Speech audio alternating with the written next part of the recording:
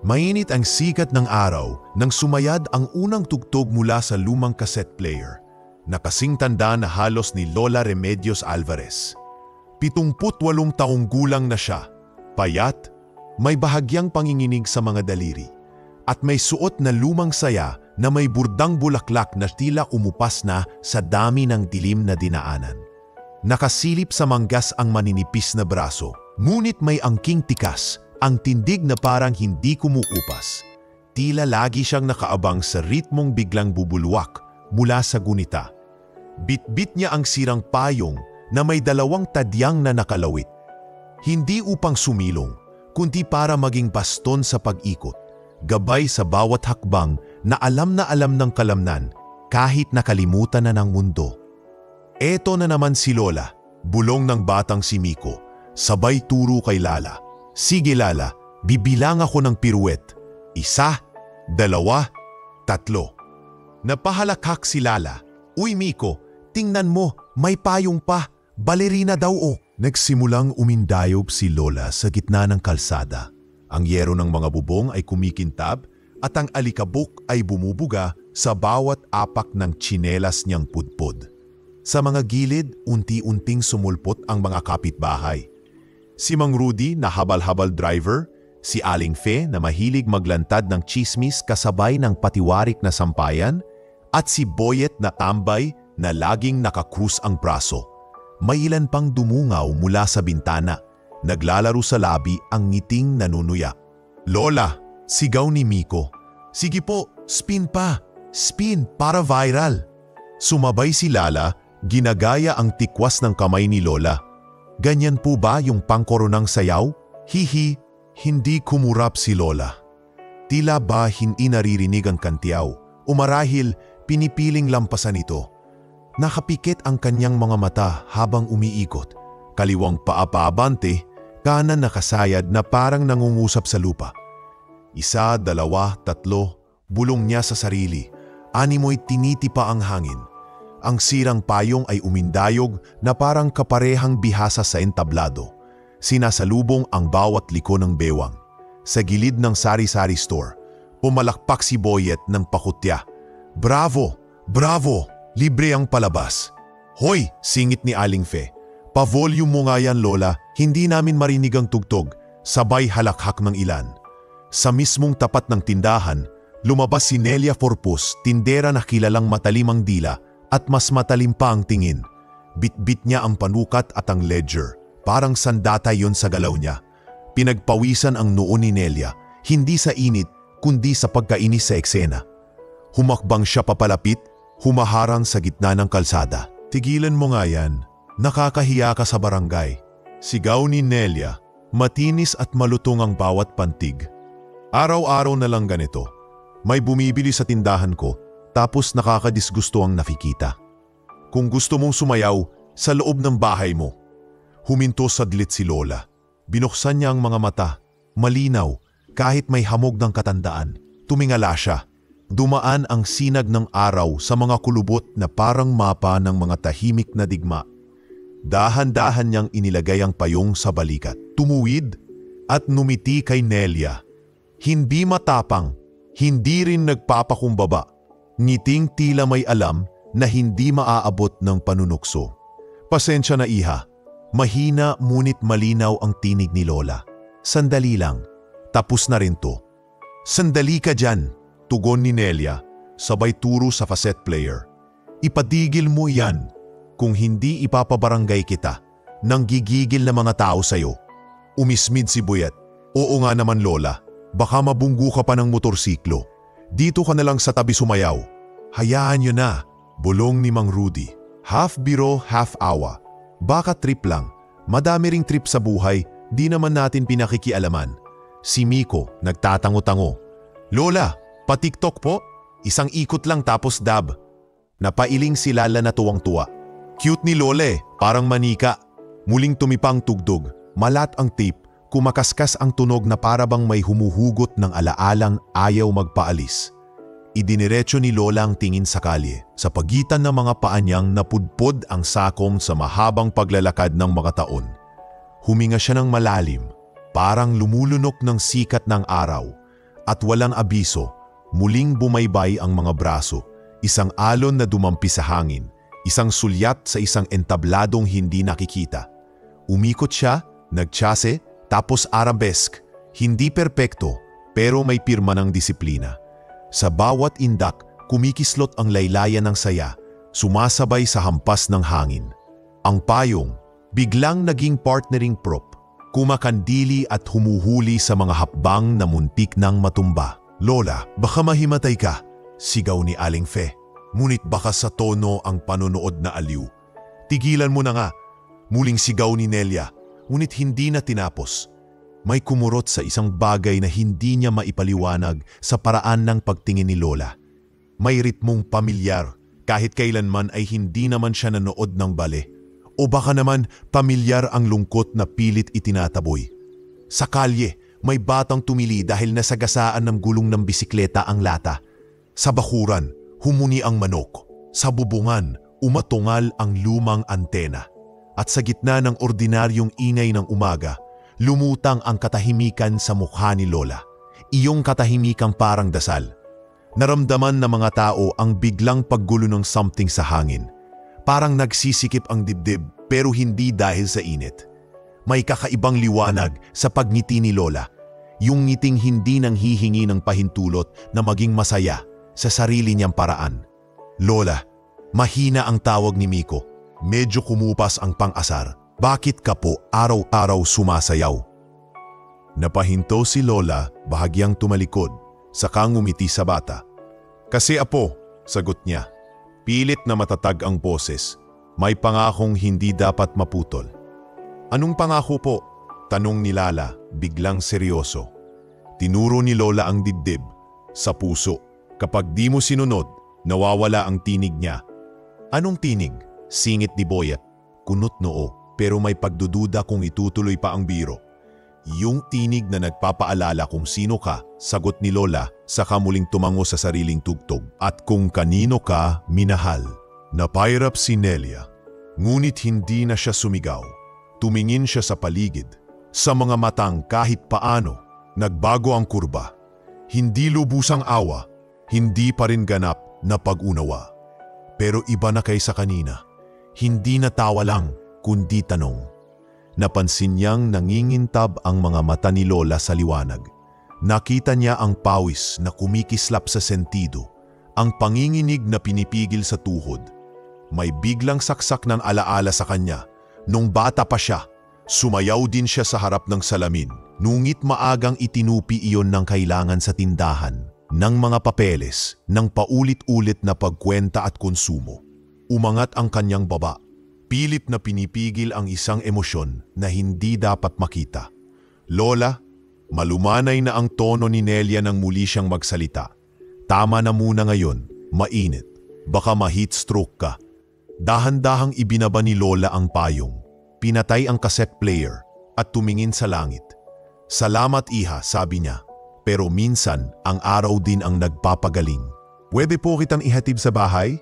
Alok ni Mang Rudy, niluwagan ang strap ng helmet. "Libre!" umiling si Lola. "Kaya ko pa." Subalit ng humakbang, bahagyang sumayad ang paa sa bitak ng semento. Mabilis na nasalo siya ni Boyet at ni Miko. "Ayos lang po?" tanong ni Miko, iniiwas ang mata sa video niyang naka-on kanina. "Okay lang," sagot ni Lola, humawak sa payong na parang barandilya. "Salamat." Habang naglalakad siyang palayo, tahimik na sumunod ang ilang pares ng mata. Si Lala ay hindi na nag-record. Si Boyet ay nagkamot ng batok, hindi na sumigaw ng bravo. At si Nelia, sa unang pagkakataon mula umaga, isinara ang ledger at hinayaang matiklop ang pahina nang hindi niya natatandaan kung saan huling tumigil. Sa dulo ng eskinita, huminto si Lola at lingon sa kanila. Araw-araw hindi kailangang entablado ang mundo. Wika niya, halos pabulong. Pero araw-araw may iisang awit ang puso. Walang pumalakpak, walang nangutya. Tanging tunog ng huni at hampas ng hangin sa yero ang umalo sa katahimikan. At nang muling umandar ang buhay ng barangay, may bumili ng soft drinks, may tumakbo ang bata, may kumalansing na tansan. Naiwan sa gitna ng kalsada ang bakas ng paa ni Lola, marka ng indak na hindi napaso ng init, hindi napatigil ng tawanan. Sa mga sumunod na oras, Bihira ang salita, pero may hindi na mababawi. Ang alaala ng isang sayaw na mas totoo kaysa alinmang biro. At kahit walang nag-usap tungkol dito, unti-unti may nabago sa hangin. Gaya ng isang melodiya na nagsisimula palang tumugtog. Hapon na nang magsimula ang tasiyahan sa Barangay San Bernabe. Ang mga banderitas ay nagliliparan, ang mga batay nag-uunahan sa palarong pabitin, at ang mga matatanda naman ay abala sa mga lamesang puno ng pansit, puto at malamig na soft drinks. Sa gitna ng ingay at tawanan, may grupo ng kabataang nagbubulungan sa gilid ng entablado, sina Miko, Lala at 3 pa nilang barkada. "Uy tara," mahinang sabi ni Miko habang inaayos ang cellphone sa tripod. "Ipapasayaw natin si Lola Remedios mamaya. Viral to. Sigurado ka?" Tanong ni Lala. Nakangisi. "Baka magalit si Kapitana." "Hindi no, mas matutuwa pa nga yun. Pangmasaya lang naman. Tsaka tingnan mo, palaging sumasayaw si Lola sa kalsada. Gusto niya yan eh." Tumawa ang isa pa nilang kasama, si Dexter. "Oo nga, sayawan natin si Lola. Yung tipong parang talent show. Tapos upload natin sa TikTok.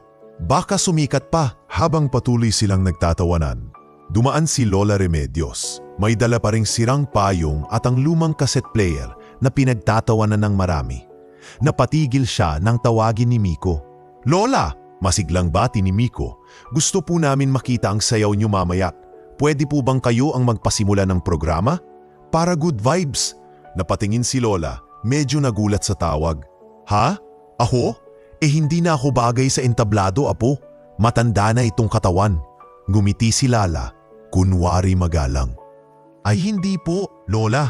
Ang ganda po ng sayaw niyo. Sayang nga po kung di makikita ng lahat. Dapat po ipakita niyo uli." Sandaling natahimik si Lola, tapos ngumiti ng bahagya. "Kung ganyan ang gusto ninyo, sige, basta may tugtog, sasayaw ako." Nagkatinginan ng mga bata, nagtago ng ngisi at sabay-sabay na tumango. "Ayos Lola, mamaya ha, pagkatapos ng sayawan ng mga kabataan kayo na po." Kinagabihan, dumagsa ang mga tao sa covered court. Maingay ang mikropono, kumikislap ang mga ilaw at humahampas ang hangin sa mga kurtinang gawa sa trapal. Si Kapitana Melba ang host ng programa at aliw na aliw sa bawat paligsahan. Pagkatapos ng ilang kantahan at tula, biglang sumulpot sa tabi ng entablado sina Miko. "May special guest po tayo," sigaw ni Miko sa mikropono. "Ang ating pinakamagandang lola sa barangay, si Lola Remedios Alvarez. Palakpakan naman natin." Nagpalakpakan nga ang mga tao, pero halatang may mga nakatawa. Ay siya ba yung sumasayaw sa kalye? May bumulong sa likod. "Baliw daw yan ah." Umakyat si Lola Remedios sa entablado. May marahang galaw, nakasuot ng simpleng puting bestida at nakapusod ang buhok. Inilapag niya sa gilid ang cassette player at pinindot ang play. Ang tunog ay garalgal. Habang tumutugtog ang lumang musika, kumilos siya. Mabagal sa simula, ngunit may linaw at ritmo sa bawat indak. Ang mga daliri niya, bagamat nangingingig, ay may halong karanasan at puso. Lahat ng hakbang ay may saysay, bawat pag-ikot ay parang dasal. Ngunit habang siya'y sumasayaw, naririnig ang mga mahinang halakhak. "Uy, tingnan mo yung kamay ni Lola, parang robot." "Haha, ang galing. Paslow mo oh. Videohan mo Lala, dali." Inilapit ni Lala ang cellphone, nag-zoom sabay tawa. "Ang cute ni Lola oh. Lagyan natin ng caption, Lola Balerina ng Kalsada." Habang nagpipiesta ang mga tao sa tawanan, patuloy lang si Lola Remedios. Sa bawat hakbang, sinisikap niyang hindi madala ng ingay. Sa kanyang isip, wala siyang audience.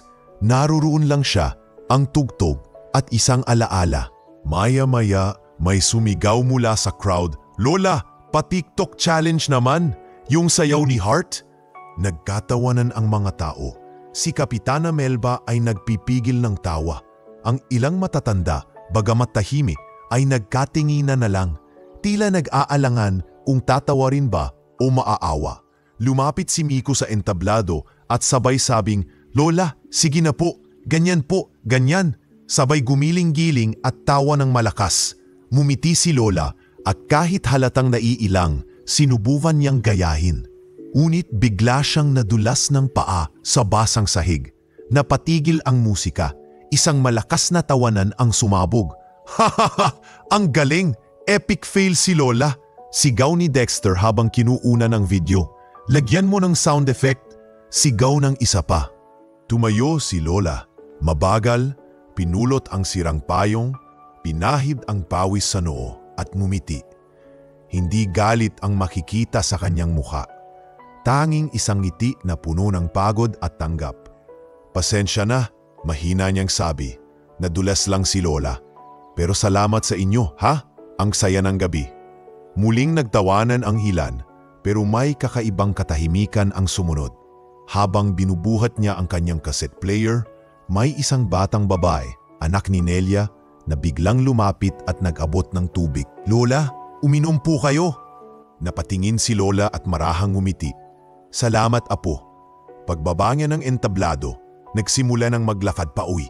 Sa likod, maririnig pa rin ang mga tawanan, ngunit may ilan nang tumahimik. Si Miko, bagamat natawa kanina, ay napatingin sa screen ng cellphone niyang nagre-record pa rin.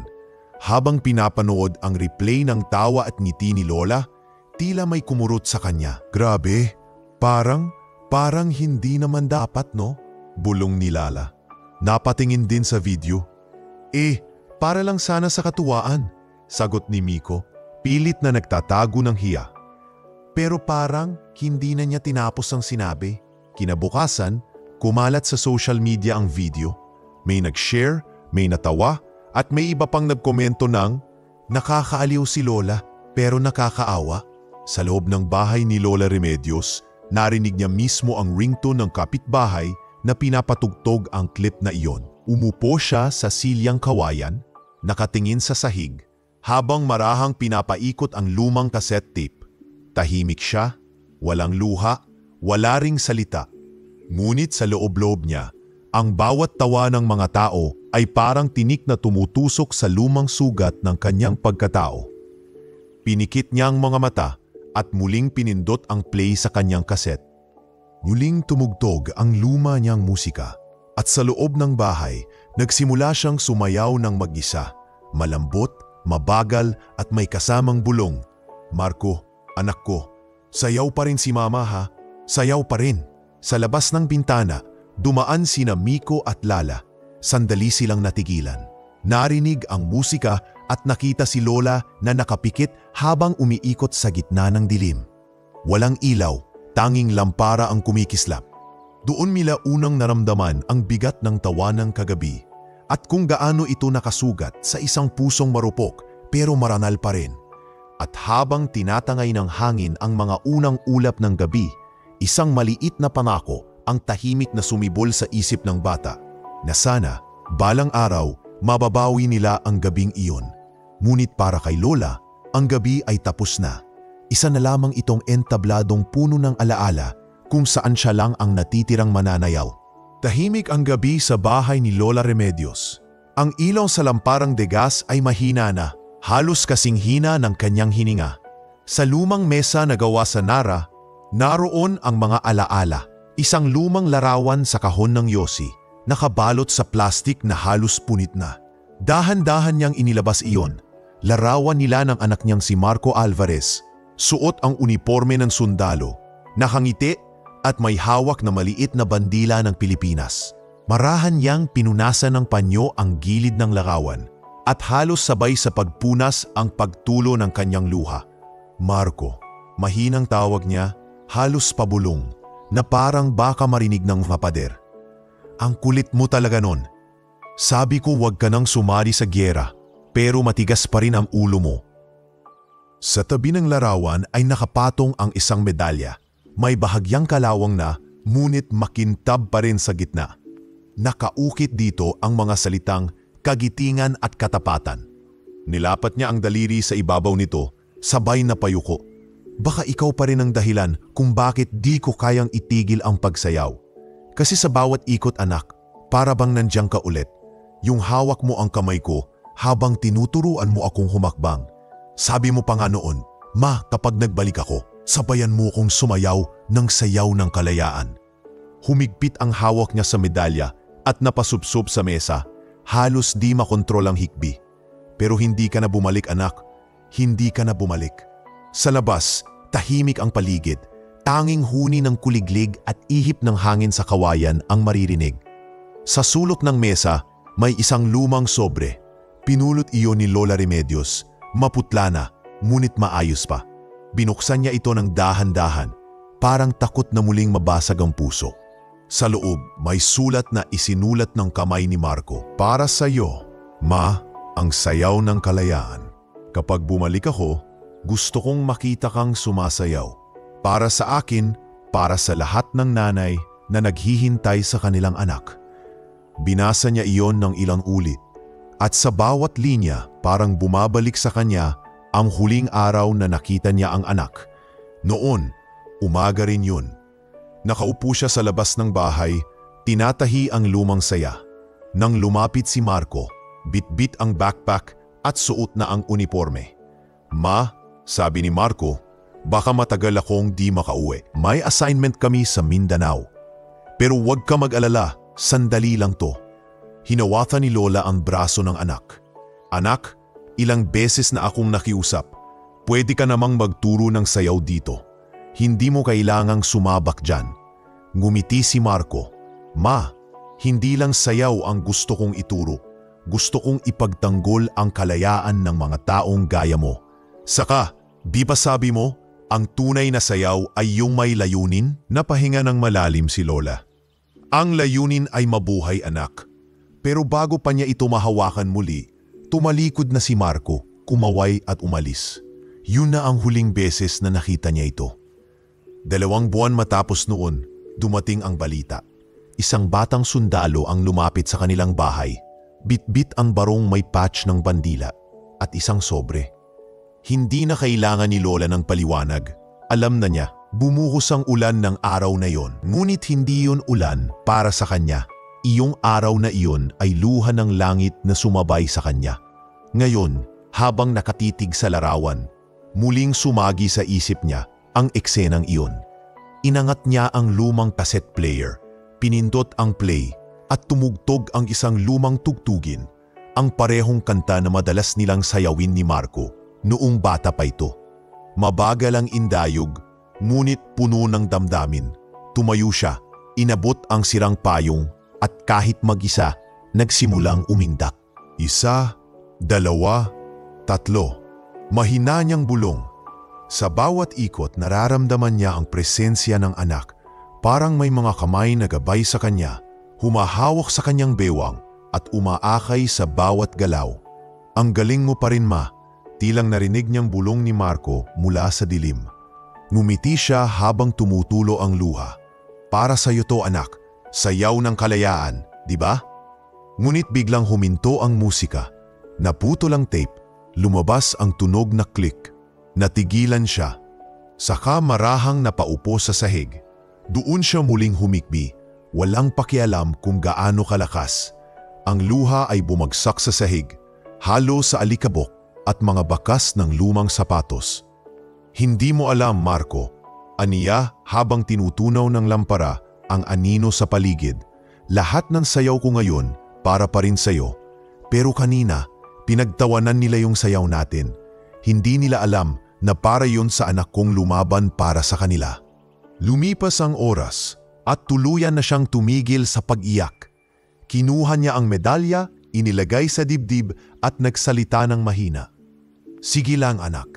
Kung saan ka mang naroon, ipagpatuloy mo ang sayaw ng mga bayani. Ako naman dito, sayaw ng mga naiwan." Kinabukasan, hindi lumabas si Lola Remedios. Ang mga kapitbahay ay nagtaka. "Uy, bakit walang tugtog ngayon?" Tanong ni Aling Fe habang nagwawalis sa harap ng tindahan. "Baka tinamad na," sabi ni Boyet. "O baka napahiya dahil sa video kagabi." Sumabat si Nelia habang inaayos ang mga paninda. Buti nga, ang ingay kaya ng matanda na yon. Dapat lang magpahinga." Ngunit kahit anong tapang ng tono niya, May bahagyang sikip sa dibdib na hindi niya maipaliwanag. Lumapit si Miko, may dalang tinapay. Aling Nelia, baka po pwede akong maghatid nito kay Lola. Baka nagkasakit siya. Hayaan mo na bata. Matanda na yun. Kaya niyang sarili niya. Sagot ni Nelia. Sabay iwas ng tingin. Pero si Miko, hindi sumunod. Dahan-dahan siyang tumungo sa bahay ni Lola. Pagdating niya ron, kumatok siya. Lola Remedios, ako po to, si Miko. May dala po akong tinapay. Tahimik, walang sagot. Lola, muli niyang tawag. Sumilip siya sa maliit na bintana at nakita niyang bukas ang ilaw ng lampara. Lumapit siya sa pinto, binuksan ng bahagya. At doon niya nakita si Lola, nakaupo sa tabi ng mesa, nakasandal, tila natutulog. Ngunit ang pinaka nakakapanindig balahibo ay ang ngiti sa labi nito.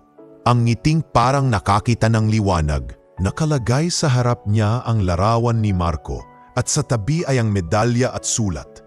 Sa ilalim nito may nakasulat sa bagong papel, halatang ngayon lang ginawa. Sa bawat halakhak na narinig ko, may iisang tinig pa ring mas malakas ang boses ng anak kong nagmamahal. Hanggang sa muli sayaw pa rin ako, anak. Tumulo ang luha ni Miko. Hindi niya alam kung bakit. Hindi niya palubos na uunawaan kung gaano kabigat ang mga sayaw na akala nila'y nakakatawa lang. Lumabas siya ng bahay. Bitbit ang bagong aral sa murang isip. Sa dulo ng kalsada, huminto siya, tumingin sa langit at mahina niyang bulong. Pasensya na po Lola, hindi na po mauulit. Sa araw na iyon, unang beses na hindi umindayog ang katawan ni Lola sa init ng araw. Ngunit ang sayaw niya ay patuloy na umaalingaw-ngaw sa bawat hangin na dumadaan sa barangay. Sa katahimikan ng bahay, habang sumasayaw ang mga alikabok sa sinag ng umagang tumatagos sa bintana, muling bumalik kay Lola Remedios ang mga alaala ng kanyang kabataan. Ang panahong ang bawat indak ng kanyang paa ay sinasabayan ng palakpak ng daan-daang tao. Nung panahong siya pa ang kilalang sayaw ng liwanag sa lungsod ng Maynila. Nung una, hindi siya sanay sa mga ilaw ng entablado. Isang simpleng dalagang lumaki sa Batangas si Remedios. Anak ng isang mangingisda at mananahi. Ngunit nang tumuntong siya ng 21, natuklasan siya ng isang guro sa Cultural Center. May kakaibang galaw ang katawan mo, Hija, sabi ng kanyang guro noon, si Madam Selina Vergara, isang mahigpit ngunit mabuting mentor. Hindi ka lang sumasayaw, para kang nagkukuwento gamit ang katawan mo. Sa bawat ensayo, sa bawat pawis na tumutulo sa sahig ng studio, hinubog si Remedios bilang mananayaw. Hindi siya maganda sa pamantayan ng entablado, ngunit may kakaiba sa kanyang aura. Parang sinag ng araw na tumatagos sa kurtina ng dilim. Iyon ang dahilan kung bakit pinangalanan siyang ang sayaw ng liwanag.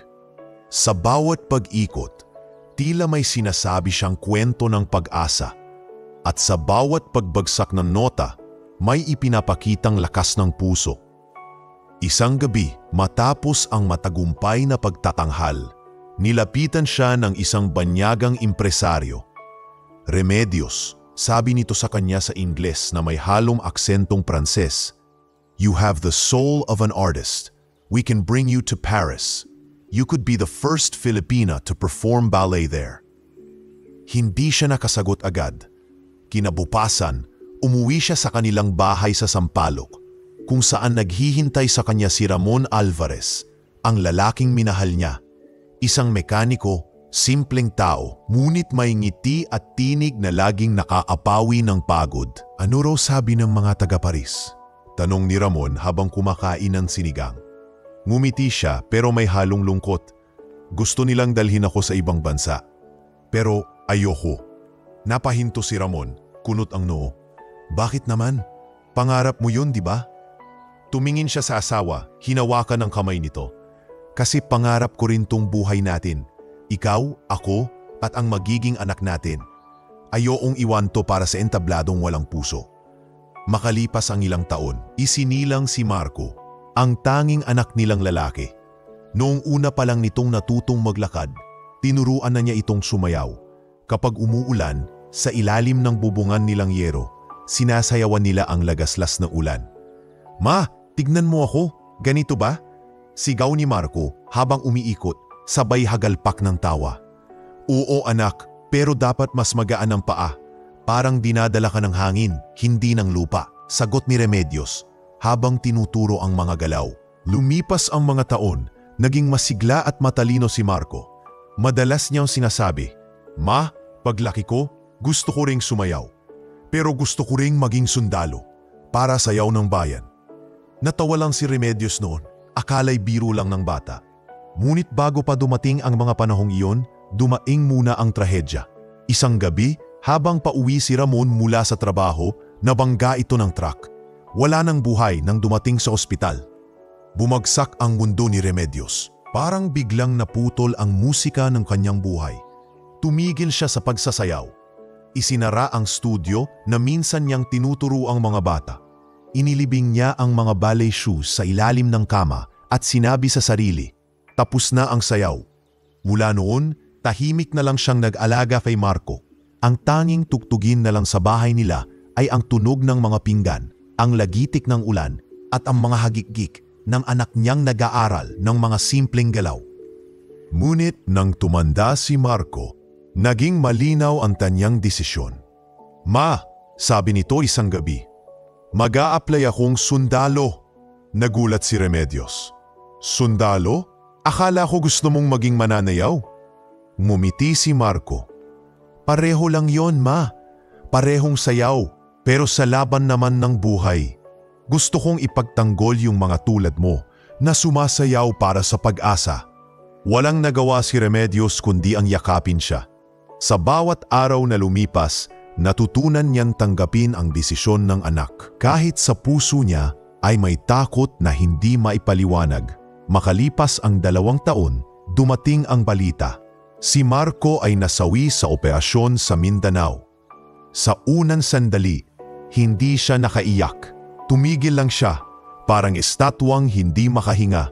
Nang umalis ang opisyal na nagdala ng medalya, saka lamang bumuhos ang lahat ng luha. Sa mga susunod na linggo, hindi siya lumabas ng bahay. Nakaupo lang siya sa harap ng altar, tangan ang medalya ng anak. Isang gabi, habang nag-iisa, napatingin siya sa sulat na naiwan ni Marco. "Ma, kapag bumalik ako, gusto kong sumayaw ka ulit.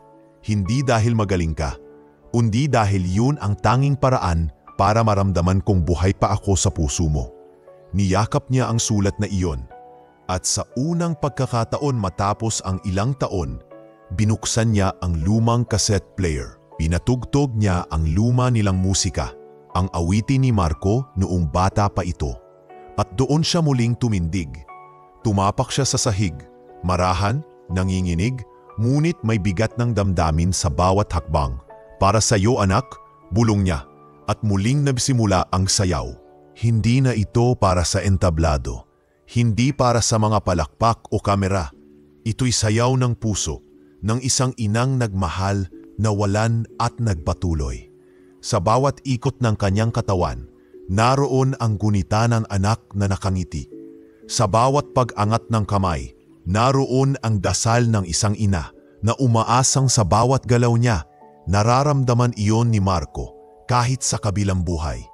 At mula noon, tuwing umaga, sa gitna ng kalsada, habang sumisiklab ang araw, muling sumasayaw si Lola Remedios, hindi bilang baliw na matanda, kundi bilang ina na hindi kailanman tumigil magmahal.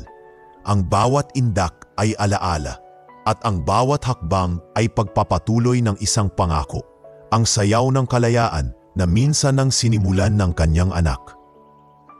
2 linggo na ang lumipas mula nang hindi na muling nakita ng mga tao si Lola Remedios sa kalsada. Ang dati pinagtatawanang sayaw sa ilalim ng araw ay napalitan ng katahimikan. Kahit si Miko na araw-araw dati nag-aabang sa kanya ay tila nakadama ng kakulangan sa umagang hindi nasasayawan ng matanda. Ngunit sa labas ng barangay sa mismong Maynila, may isang batang mamamahayag na hindi pa alam na ang kwento ng matanda'y babago sa kanyang pananaw sa buhay. Si Jonas Mercado, 24 na taong gulang, ay reporter sa isang online news page na kilala sa mga light and funny viral stories. Isang hapon habang nagkakape sa opisina, tinawag siya ng kanilang editor. "Jonas, may bago kang assignment," sabi ng editor na si Sir Glenn habang inaabot ang cellphone. "Eto, tingnan mo tong viral clip. May matanda sa isang barangay sumasayaw sa gitna ng kalsada. Tapos nadulas. Ang daming reactions. Nawan mo ng segment. Funny old lady," sabi ng mga netizens. Kinuha ni Jonas ang telepono, pinanood ang video. Una, natawa rin siya. Nakakatawa nga ang pagkakadulas, lalo na nang bumamon si Lola at ngumiti pa. Pero sa dulo ng video, napansin niya ang ngiti ng matanda. Hindi tawa ng aliw, kundi ng lungkot, para bang may pilit na kagalakan sa gitna ng pagdurusa. "Sir," tanong niya, "wala ba tayong background info tungkol sa kanya?" "Wala. Punta ka na lang sa Barangay San Bernabe. Malapit lang yan sa Laguna boundary. Interview mo yung mga tao. Pero keep it light ha. We don't need drama." Tumango si Jonas, ngunit may kung anong kaba sa loob niya na hindi niya maipaliwanag. Pagdating niya sa barangay, madaling araw pa lang. Ang lugar ay tahimik. May mga alingaw-ngaw ng huni ng manok at tahol ng aso. Naglakad siya sa kalsadang iyon na minsang pinagsayawan ni Lola Remedios. Wala na ang mga nanonood, ngunit may bakas pa ng lumang mga papel at upuang sira. Tila alaala ng tawanan at panunukso. Sa tindahan, nakita niya si Nelia Corpus, nakaupo at nagbibilang ng paninda. "Magandang umaga po," bati ni Jonas. "Ako po si Jonas Mercado, reporter. May gusto lang po sana akong itanong tungkol kay Lola Remedios Alvarez." Napatingin si Nelia, nakakunot ang noo. "Ah, yung baliw? Bakit, na-feature na naman ba yon?" "Ah, baliw po. Hindi naman siguro," maingat na sagot ni Jonas. "Gusto ko lang po sana malaman kung kilala niyo siya." Ngumisi si Nelia. Kilala ng lahat yan dito. Araw-araw, sumasayaw sa gitna ng kalsada. Parang walang pakialam sa mundo. Di kasi nagpapansin yung matanda. Alam mo na, gusto ng atensyon. Kung minsan nga pinapagalitan ko na nakakahiya sa mga bisita. Pahimik lang si Jonas habang nagsusulat ng kaunti sa kanyang notepad. Pero sa loob-loob niya, parang may kirot sa bawat salitang lumalabas kay Nelia. "Ah, ganun po ba?" sabi niya. "Pero wala naman po bang pamilya si Lola Remedios? Anak? Apo?" "Wala na raw. May anak dati, sundalo, pero patay na yun. Simula noon, baliw na siya. Sayaw ng sayaw sa kalye. Ako, busy sa negosyo, kaya hindi ko pinapansin. Wala rin naman akong pakialam." Ngumiti si Nelia at itinuloy ang pag-aayos ng mga lata ng sardinas.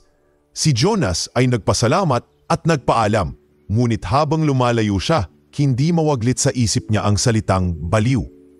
Maya-maya, may lumapit na bata. Si Miko, bitbit ang isang tinapay. "Kuya, hinahanap po si Lola." "Oo," sagot ni Jonas. "Kilala mo siya?" "Opo, siya yung laging sumasayaw dito. Mabait po siya, pero simula po nung tinawanan namin siya, hindi na siya lumabas." "Tinawanan niyo siya?" tanong ni Jonas. Napakunot ang noo. Tumango ang bata, nahihiya. "Akala po kasi namin, masaya siya. Pero nung nakita ko po siyang umiiyak nung gabi, iba po pala." Pinangunahan siya ni Miko papunta sa bahay ni Lola. Isang lumang bahay na gawa sa kahoy, may kalawang na yero at bakod na halos gumuho na. Kumatok sila. Walang sumagot. Pumihit si Jonas sa doorknob, bukas. Pagpasok niya, sinalubong siya ng amoy ng lumang kahoy at alikabok. Sa mesa, nakita niya ang mga larawan, mga lumang trophy, mga larawan sa entablado at isang frame na may inskripsyong "Ang Sayaw ng Liwanag, Remedios Alvarez, Principal Dancer, 1965. Natigilan si Jonas. "Sayaw ng Liwanag?"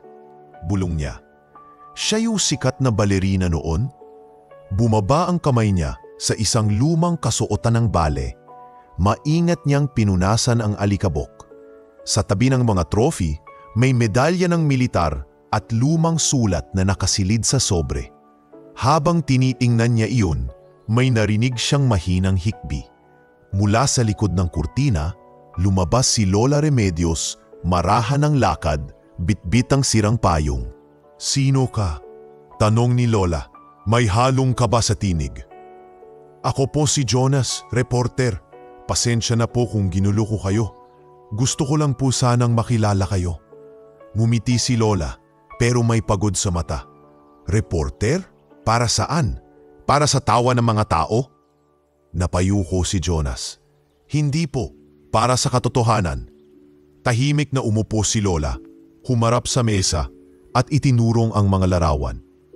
Yan ang buhay ko, iho. Noon ako ang sumasayaw para sa mundo. Pero nang mamatay ang asawa ko, tumigil ang musika. At nang mamatay ang anak ko, nawala ang ilaw. Tumahimik si Jonas, hindi makapagsalita. Lahat ng sayaw ko ngayon para sa anak ko. Kasi sabi niya, kapag sumasayaw ako, parang buhay pa rin siya. At doon, habang umiiyak si Lola, napagtanto ni Jonas na ang tinitingnang nakakatawang matanda ng social media ay isang ina.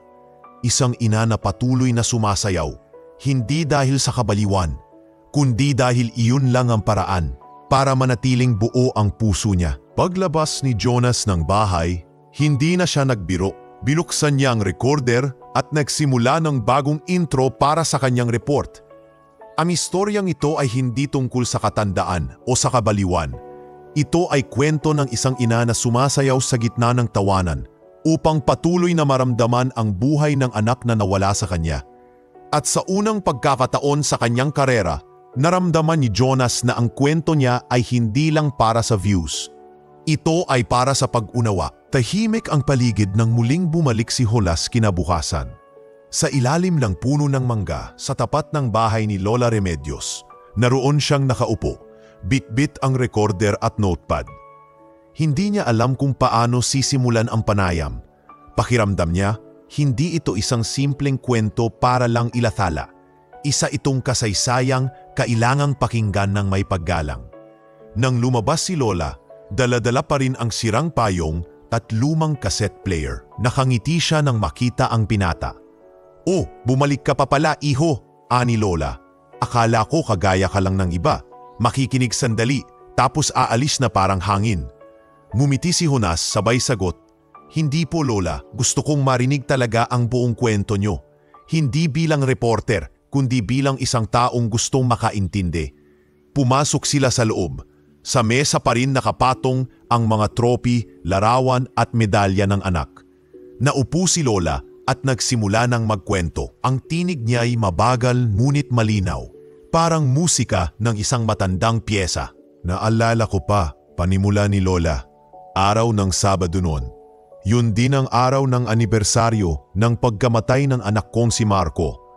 Tuwing ganong araw, sinasayawan ko ang alaala niya sa gitna ng kalsada. Hindi dahil gusto kong magpakitang gilas, kundi dahil yun ang pangako namin sa isa't isa." Nagtagal ng sandali ang katahimikan bago siya nagpatuloy. Noong bago siya umalis sa huling misyon niya sa Mindanao, sinabi niya sa akin, "Ma, kapag bumalik ako, gusto kong makita kang sumasayaw kasi yun ang tanda ng tagumpay. Naligtas ako at natupad ko ang pangarap kong ipagtanggol ang bayan." Bahagyang nanginig ang tinig ni Lola, pero hindi na siya nakabalik, iho. Isang umaga dumating ang balita, si Marco kasama ng mga kasamahan niya ay hindi na nakauwi. Tumingin si Jonas sa kanya, halatang nahihirapan ding pigilan ng emosyon. "Kaya po pala kayo sumasayaw sa araw na yon?" Tumango si Lola. "Oo, araw ng kamatayan niya yon. Pero para sa akin, iyon din ang araw ng buhay niya. Sa bawat galaw ng kamay ko, sa bawat ikot ng katawan ko, nararamdaman ko na nandiyan pa rin siya, nakatingin, nakangiti. Ang bawat sayaw ko, dasal yon. Dasal na sana sa bawat galaw ko, maramdaman niyang hindi siya nakalimutan." Napayuko si Jonas. Hindi niya magawang magtanong pa. Sa loob ng ilang segundo, tanging tunog lang ng hangin at kaluskos ng mga dahon ang naririnig. "Sabi ng mga tao, baliw daw ako," patuloy ni Lola. "Hindi nila alam, iyon na lang ang natitirang paraan para mabuhay ako. Kasi kapag tumigil ako sa pagsayaw, parang pinatay ko na rin siya. Kaya kahit gaano kainit, kahit gaano karaming mata ang nafatingin, sasayaw ako. kasi iyon ang tangako ko sa anak ko. Huminga ng malalim si Jonas at inilagay ang recorder sa mesa. Lola, patawarin niyo po kami.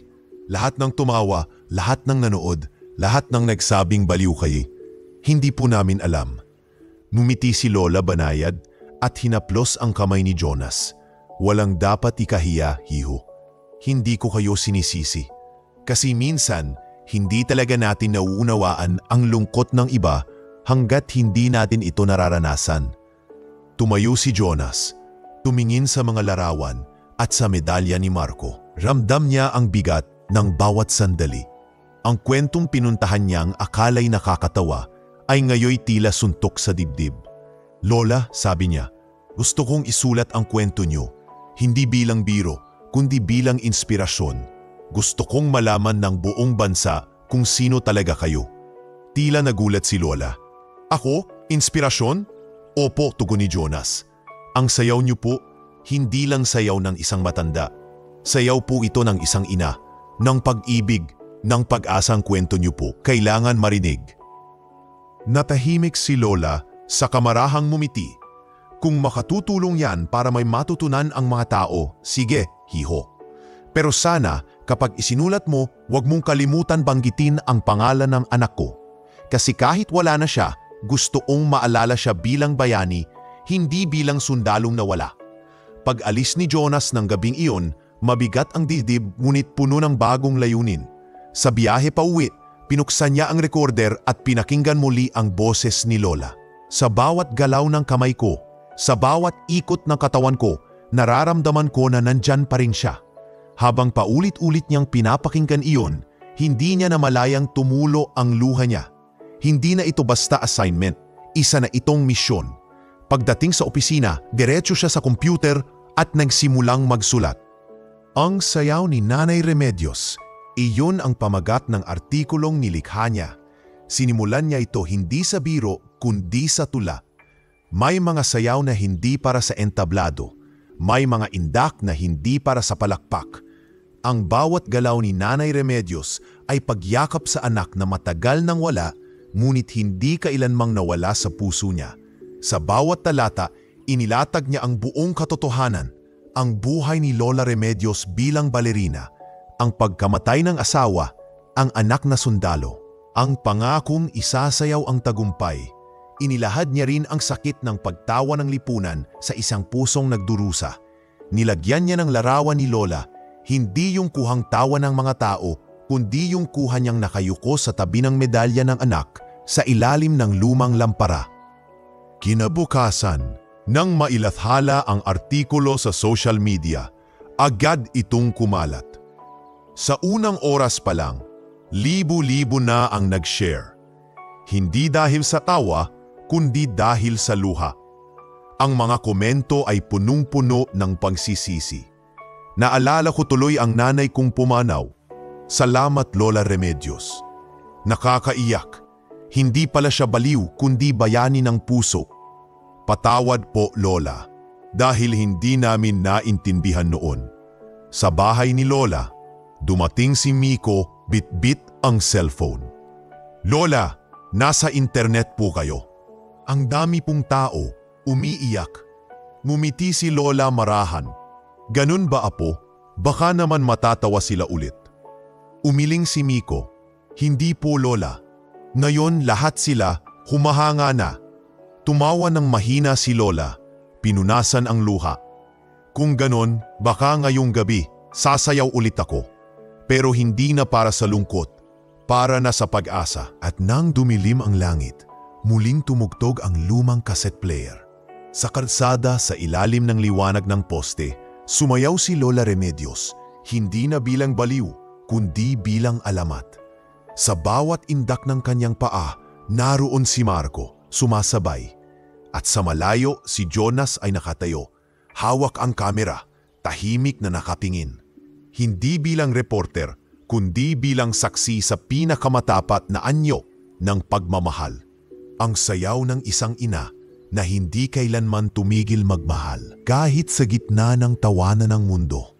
Huminga ng malalim si Jonas at inilagay ang recorder sa mesa. Lola, patawarin niyo po kami. Lahat ng tumawa, lahat ng nanood, lahat ng nagsabing baliw kayo. Hindi po namin alam. Ngumiti si Lola, banayad at hinaplos ang kamay ni Jonas. Walang dapat ikahiya, iho. Hindi ko kayo sinisisi. Kasi minsan, hindi talaga nating nauunawaan ang lungkot ng iba hanggat hindi natin ito nararanasan. Tumayo si Jonas, tumingin sa mga larawan at sa medalya ni Marco. Ramdam niya ang bigat ng bawat sandali. Ang kwentong pinuntahan niyang akala'y nakakatawa ay ngayoy ilasuntok sa dibdib.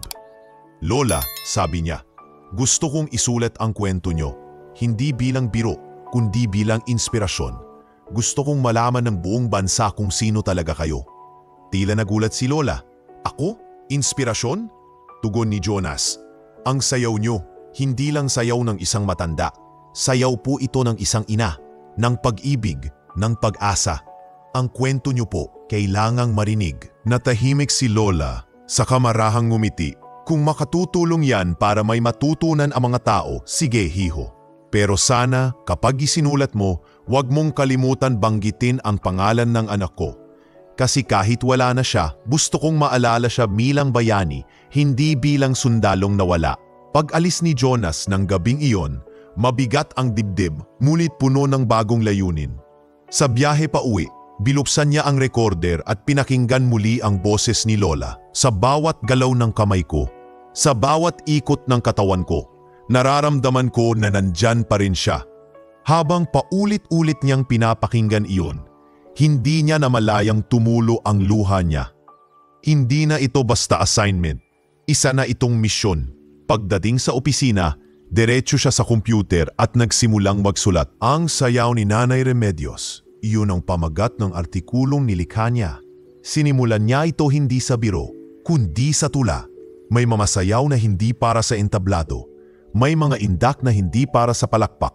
Ang bawat galaw ni Nanay Remedios ay pagyakap sa anak na matagal nang wala, ngunit hindi kailanman nawala sa puso niya. Sa bawat talata, inilatag niya ang buong katotohanan, ang buhay ni Lola Remedios bilang balerina, ang pagkamatay ng asawa, ang anak na sundalo, ang pangakong isasayaw ang tagumpay. Inilahad niya rin ang sakit ng pagtawa ng lipunan sa isang pusong nagdurusa.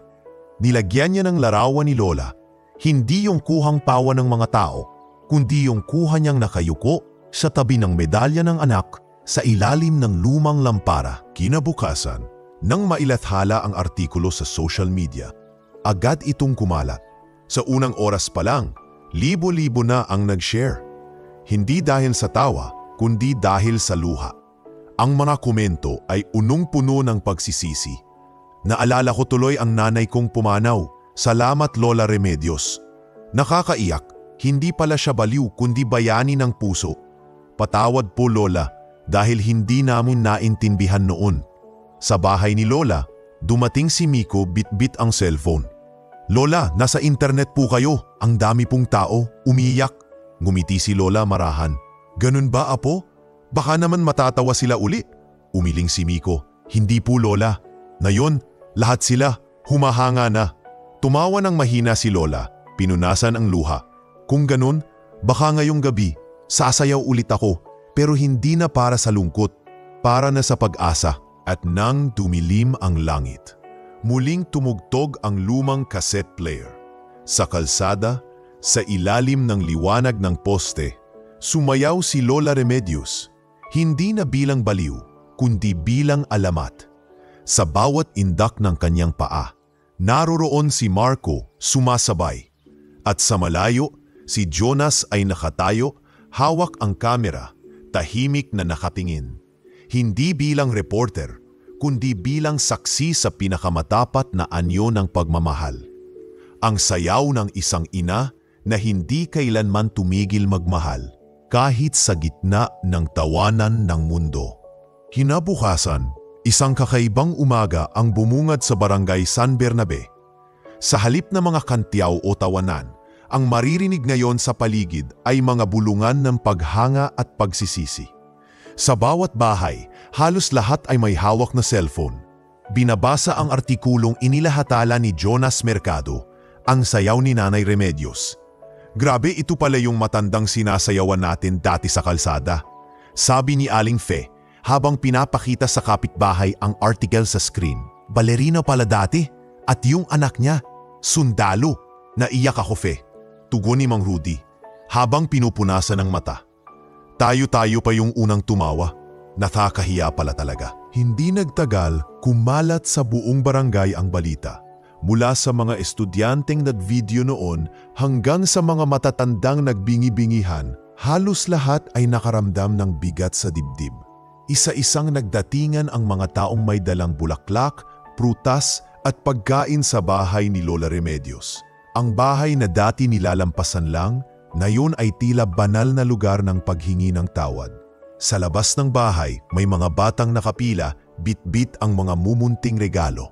Isang pandesal, isang card, isang maliit na bouquet ng bulaklak. Si Miko ang nanguna, bit-bit ang isang karton na may nakasulat na, "Sorry po Lola, ang ganda ng sayaw nyo." Nang bumukas ang pinto, lumabas si Lola Remedios, nakasuot ng simpleng duster. May ngiti sa labi, ngunit halatang nagulat sa dami ng tao. "Mga po, bakit kayo nandito?" tanong niya habang nangatingin sa mga batang nakayuko. Si Miko ang unang nagsalita, halos paos ang boses. "Lola, pasensya na po, hindi po namin alam. Akala po namin nakakatawa lang yung sayaw nyo. Pero nabasa po namin sa internet at naiintindihan na po namin ngayon." Inabot ni Lala ang card. "Ginawa po namin to kagabi. Gusto po namin mag-sorry." Kinuha ni Lola ang card, dahan-dahan. At nang mabasa niya ang nakasulat na simpleng, "Salamat sa sayaw nyo, Lola." Na-inspire po kami. Hindi niya napigilang mapaluha. Mumiti siya at marahang hinaplos ang buhok ni Miko. "Salamat mga apo, hindi ako galit sa inyo. Ang mahalaga, natuto kayong makinig sa puso." Habang sinasabi niya iyon, lumapit naman si Nelia. Dala ang basket ng prutas. Hindi makatingin ng diretsyo kay Lola. "Lola Remedios," mahina nitong sabi, halos nanginginig. "O iha, naparito ka pala?" Tugon ni Lola, mabait pa rin ang tono. "Anong maipaglilingkod ko sa'yo?" Nagbuntong hininga si Nelia, sabay sabing, "Ako po dapat ang humingi ng tawad. Ako po yung unang sumigaw noon. Yung nagsabing nakakahiya kayo. Hindi ko po alam na ganun pala yung dahilan nyo." Tahimik si Lola. Lumapit siya at hinawakan ang kamay ni Nelia. "Ang puso, iha, minsan kailangan lang turuang makakita. Wala akong galit sa'yo. Ang mahalaga may natutunan ka." Hindi nakasagot si Nelia. Napaiyak na lang. "Patawarin niyo po ako, Lola." Numiti si Lola, sabay sabi, "Matagal na kitang napatawad, anak. Lahat tayo sumasayaw sa maling tugtugin minsan. Pero ang mahalaga, matuto tayong tumigil at makinig sa tamang ritmo." Sa labas ng bahay, naroon din si Jonas, bitbit ang kamera. Hindi na siya dumiretso ng interview. Gusto lang niyang masaksihan ang pagbabagong unti-unting nangyayari. Nakita niya kung paano ang mga dating tumatawa ay ngayoy nag-aalay ng bulaklak. Nakita rin niya kung paanong ang mga batang dati nagbibiro ay ngayon nakangiti ng totoo, may paggalang sa mga mata. Habang abala ang mga tao, umupo si Lola sa kanyang silyang kawayan at pinakinggan ang lumang radyo. Isang lumang kanta ang umalingaw-ngaw, "Dahil Sa'yo," isa sa mga paboritong tugtugin ni Marco. Pinikit niya ang mga mata at sa unang pagkakataon, napangiti siya ng taos. Hindi na ito yung ngiting pilip o pagod. Ito'y ngiti ng kaluluwa na nakahanap ng kapayapaan. Lumapit si Miko, "Lola, tutugtugin po ba natin ulit yung sayaw nyo?" Ngumiti siya, "Hindi na ngayon, apo. Marami nang sumasayaw para sa akin." Itinuro niya ang mga batang naglalaro, ang mga taong nakangiti sa isa't isa. Yan na ang sayaw ng pag-unawa.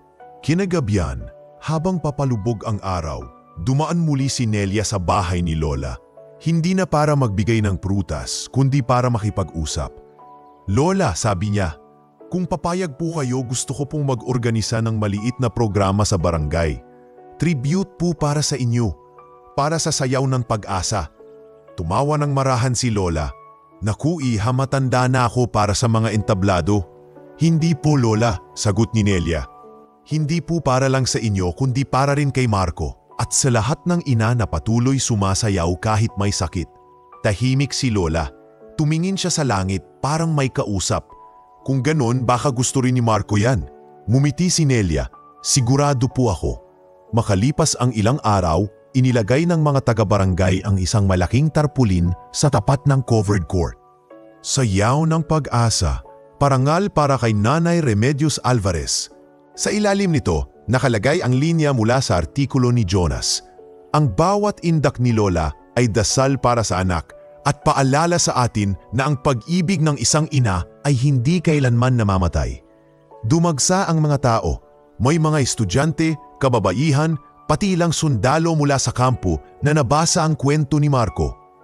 Habang pinagmamasdan iyon ni Lola mula sa gilid, tinanong siya ni Jonas, "Handa na po ba kayong sumayaw ulit, Lola?" Ngumiti siya at may kakaibang ningning sa kanyang mata. "Hindi ako titigil. Basta may musika, may buhay pa." At nang tumugtog ang unang nota, tumayo si Lola Remedios. Mabagal ang kilos, marahan, ngunit bawat galaw ay puno ng damdamin.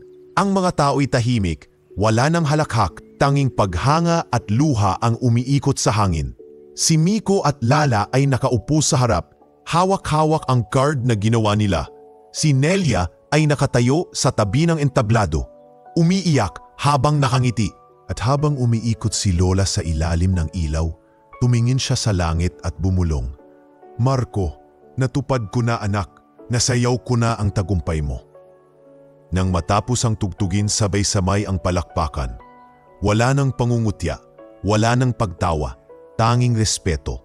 At sa mga sandaling iyon, alam ng lahat na ang sayaw ng liwanag ay muling nagningning, hindi na sa entablado, kundi sa puso ng bawat taong natutong umunawa. Makalipas ang isang linggo, nag-umpisa na ang paghahanda para sa programa sa Barangay Hall, isang parangal na hindi pa kailanmang ginawa sa kanilang lugar. Iyon ay para kay Lola Remedios Alvarez, ang matandang dati pinagtatawanan, ngayon ay ginagalang na parang bayani. Sa tulong ni Jonas, naging maayos ang lahat. Siya mismo ang nagboluntaryo bilang tagapagsalita ng programa. Si Nelia, ang dating matapobre at unang nang insulto, ay ngayon ang nangunguna sa dekorasyon, pati ang mga batang sina Miko at Lala, abala sa pag-aayos ng mga bulaklak at kandila sa gilid ng entablado. "Kuya Jonas," sabi ni Miko habang inaayos ang mga silya, "ilang araw ko na pong iniisip yung sayaw ni Lola. Parang gusto ko rin pong matutunan." Ngumiti si Jonas, "Maganda yan, Miko. Ang sayaw ni Lola ay hindi lang galaw ng katawan. Galaw yon ng puso. Kung kaya mo yon, kaya mo na ring magmahal ng totoo." Habang abala ang lahat, dumating si Lola Remedios, nakaputing bestida at may kasamang maliit na payong. Ang parehong payong na ginamit niya noon habang pinagtatawanan. Ngayon, tila simbolo na ito ng kanyang lakas at tapang. Nang makita siya ng mga tao, isa-isang nagsitayuan. "Magandang hapon po, Lola." Sabay-sabay na bati ng mga kabataan. Napangiti siya, sabay sabing, "Magandang hapon din, mga apo. Naku, hindi ko akalaing ganito niyo ako tatanggapin." Lumapit si Nelia. Bitbit ang mikropono. "Lola, kayo po ang inspirasyon naming lahat. Ngayon, kayo naman ang bida." Nang magsimula ang programa, unti-unting napuno ng mga tao ang barangay hall. Mula sa mga guro, kababaihan, sundalo, hanggang sa mga estudyante mula sa kalapit na bayan, lahat ay dumating para masaksihan ang sayaw ni Lola. Sa entablado, nakasabit ang tarpalin na may nakasulat, "Ang sayaw ng liwanag, alay ni Nanay Remedios para sa mga anak ng bayan." Tinawag ni Jonas ang lahat sa katahimikan. "Ngayong hapon, aniya, hindi lang po tayo saksi sa isang palabas. Saksi po tayo sa isang pangako. Pangakong ipinaglaban ng isang ina sa pamamagitan ng musika at galaw. Ang sayaw na ito ay hindi para sa palakpak, kundi para sa mga pusong nawalan at muling natutong magmahal." Tumayo si Lola Remedios sa gitna ng entablado. Ang ilaw ay malambot, kulay ginto, parang sinag ng hapon. Tila tumigil ang oras nang magsimula ang musika. Ang lumang tugtuging laging pinapatugtog ni Marco noon. Dahan-dahan niyang iniangat ang kanyang mga kamay. Marahan ngunit may bigat ng damdamin. Ang bawat hakbang niya ay mabagal, parang bawat anapak ay alaala ng anak. Sa bawat indak ng kanyang balikat, tila may hangin na bumabalot sa paligid. Tila ba may kaluluwang nakikiindak sa kanya.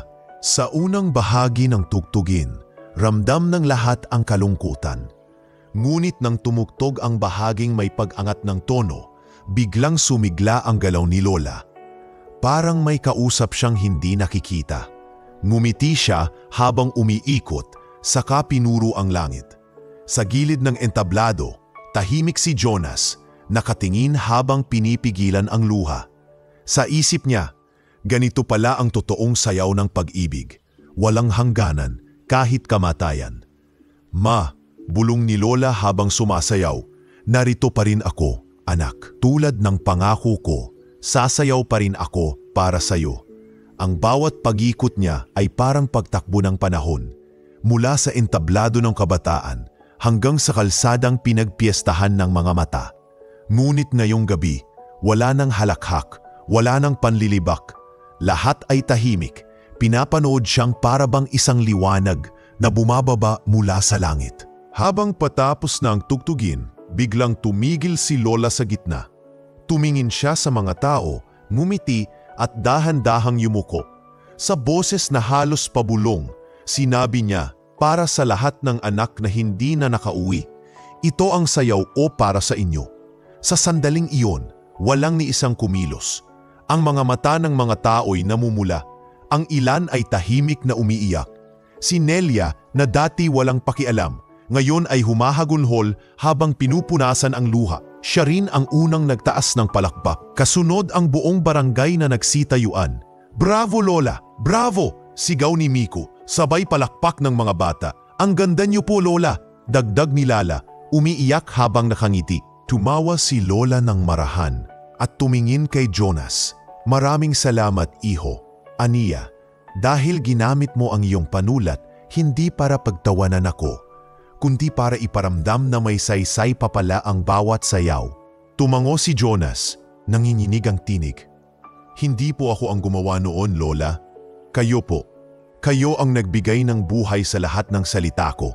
Lumapit si Nelia, sabay abot ng maliit na kahon ng bulaklak. Lola, para po sa inyo. Para sa babaeng nagturo sa amin kung ano ang ibig sabihin ng pag-asa. Tinanggap ni Lola ang bulaklak. Sabay sabi, ang pag-asa iha parang tugtugin. Kahit tumigil sandali, basta handa kang makinig, tutugtog ulit yan. Habang umaalingaw-ngaw ang palakpakan, lumapit si Jonah sa entablado at inakbayan si Lola. Lola, tanong niya, kung si Marco po ay nandito, ano po kaya ang sasabihin niya ngayon? Umiti si Lola, may luha sa mata. Sasabihin niya, Ma, ang ganda ng sayaw mo. Pero mas maganda ka kasi natupad mo ang pangako mo. At doon nagsimulang umiyak ang lahat. Hindi dahil sa lungkot, kundi dahil sa kakaibang saya. Ang uri ng saya na ipinanganak mula sa pag-unawa at pagpapatawad. Pagkatapos ng programa, habang isa-isang lumalapit ang mga tao para yakapin siya, tahimik lang si Lola, nakatingin sa langit. Sa mga ulap, tila may anyo ng isang sundalong nakangiti, nakataas ang kamay at marahang sumasabay sa hangin. Ngayon, ang bawat tao sa barangay ay may iisang paniniwala na sa bawat sayaw ni Lola Remedios, may isang anak na muling umuuwi, hindi sa katawan, kundi sa puso ng bawat nakasaksi sa himalang dulot ng kanyang mga hakbang. Lumipas ang mga buwan mula noong huling beses na sumayaw si Lola Remedios sa entablado ng barangay.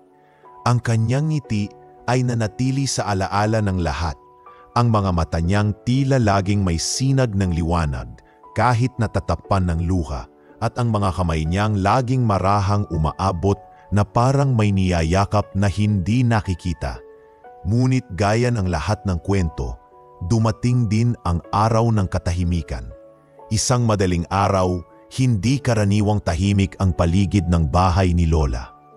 Ang mga pader, na dati saksi sa mga yabag ng kanyang sayaw, ay tila nakikinig sa huling paghinga ng isang pusong matagal nang nagmahal.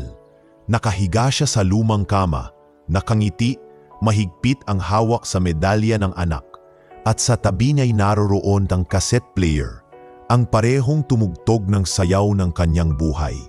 Nakapatong din sa dibdib niya ang sirang payong na ilang beses niyang ginamit bilang kapareha sa kalsada. Kinabukasan, napansin ni Miko na hindi bumukas ang bintana ni Lola gaya ng nakagawian tuwing umaga. Kumatok siya ng marahan. "Lola Remedios?" tawag niya, pero walang tugon. Tinawag niya si Nelia na agad na lumapit, may kaba sa mukha. "Buksan natin," sabi ni Nelia.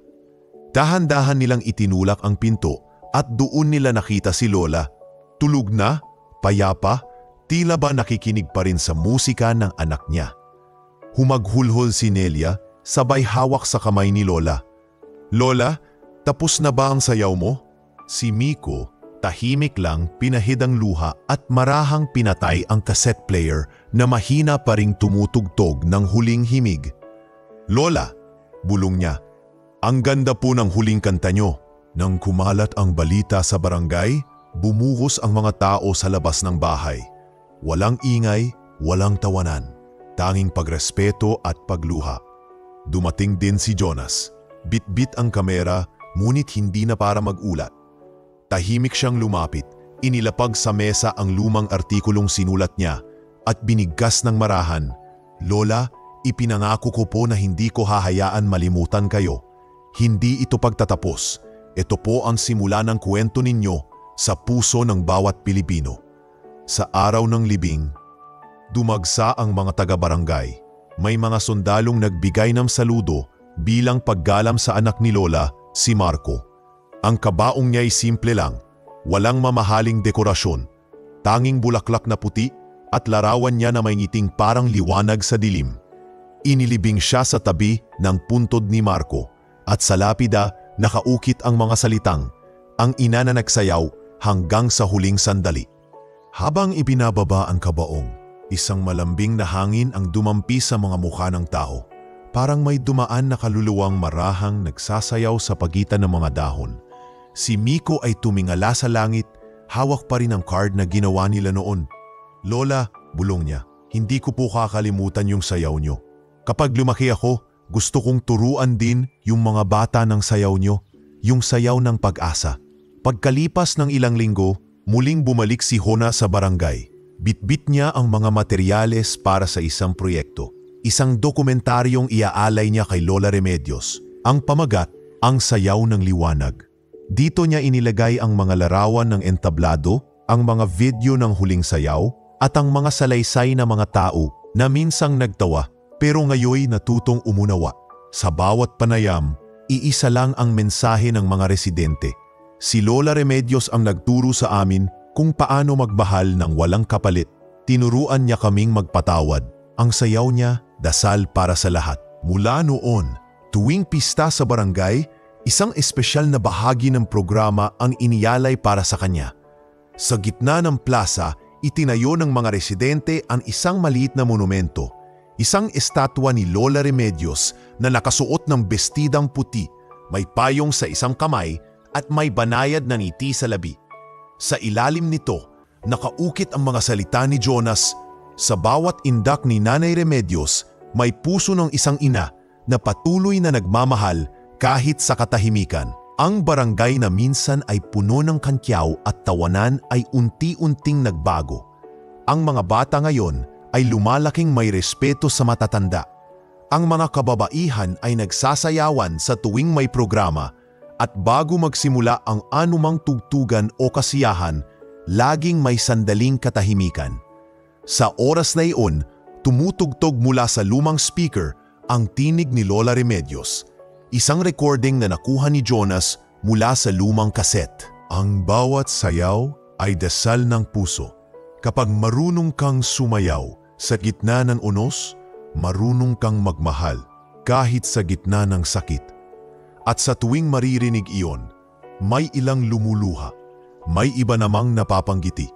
Si Nelia, na ngayoy nagbago na, ay laging nag-aalay ng bulaklak sa paanan ng estatwa tuwing umaga. Si Miko at Lala naman ay nagtuturo sa mga kabataan ng simpleng sayaw na tinawag nilang Hakbang ni Lola. Si Jonas, matapos mailathala sa telebisyon ang dokumentaryo, ay naging kilalang dokumentarista. Ngunit sa bawat panayam sa kanya, isa lang ang sagot niya kapag tinatanong kung saan siya unang na-inspire. Kay Nanay Remedios, aniya, siya ang nagturo sa akin na ang pinakamalalalim na kwento ay hindi laging nasa libro, kundi sa mga mata ng matatandang marunong magmahal. Ang kanyang sayaw ang unang nagturo sa akin kung papaano magkwento ng may puso. Lumipas ang mga taon, ngunit sa tuwing magtataginit, sa eksaktong araw ng pagkamatay ni Marco at ni Lola, tila may kakaibang hangin na dumadaan sa barangay San Bernabe. Sinasabing kapag tumutugtog ang banda, may maririnig na banayad na tapik ng tsinelas sa semento, parang may sumasayaw. Ang mga batay natatahimik, ang matatanday napapangiti, at ang mga dahon ng mangga ay sumasabay sa ritmo ng hangin. Si Lola yon, wika ng matatanda, nagsasayaw pa rin, at sa gitna ng gabi ng pista, sa huling bahagi ng kasiyahan, laging binubuksan ng mga taga-barangay ang ilaw sa monumento ni Lola. Nagliliwanag ito sa kulay ginto, at mula sa speaker, muli nilang maririnig ang tinig na minahal nilang lahat. Ang bawat sayaw ay dasal ng puso. Huwag kayong matakot sumayaw, dahil hanggat marunong kang magmahal, hindi kailanman titigil ang musika ng buhay. At sa sandaling iyon, tila nagiging entablado ang buong kalsada. Ang mga tao'y sabay-sabay na naglalakad, umiindak at ngumingiti, parang pinangungunahan ni Lola mula sa kabilang dako. Sa katahimikan ng gabi, may iisang bagay ang alam ng lahat. Ang sayaw ni Nanay Remedios ay hindi natapos. Ito'y patuloy na tinutugtog ng bawat pusong marunong magmahal, kahit walang musika, kahit wala na siyang katawan, dahil ang tunay na sayaw ay hindi kailanman namamatay.